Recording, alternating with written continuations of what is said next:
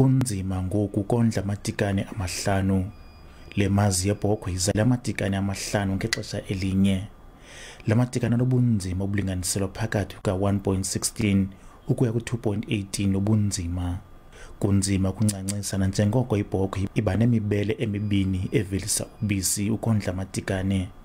Kuyanyanzeleka ukuba kusetyenziswe ibhotile ukuncancisa amanye amatikane.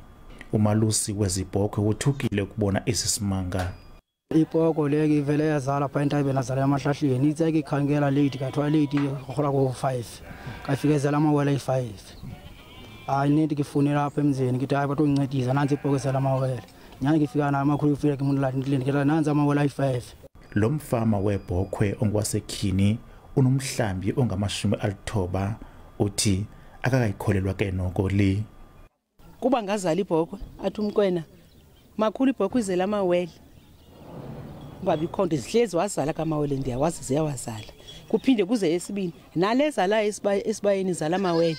Kuphinde kuze zide ezayi-9 ezibhokhwe zilandela le bhokhwe lezi lamateka amahlanu zizala amawele.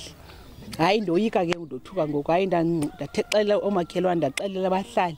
Hayi bo ndinesimanga sebhokhwe ezela amatikane amahlanu zange ndaweva ebomini. Iinzululwazi zithi imeko engaqhelekanga ukuba le matikane ade abe mahlanu. Isothusile nathi kuba kaloku ayonto ifane yenzeke, more especially xa uthetha ngemeko yofuya kwasezilalini apho amadlelo imeko yawo ingantlanga. Ukujongwa kofuzo kuzawuncedisa ukufumana iinkcukacha ukuba kunganale mazi yebhokhwe izale amatikane amahlanu. Ndinkululeko Nyembisi weendaba ze-SABC eMaxasibeni.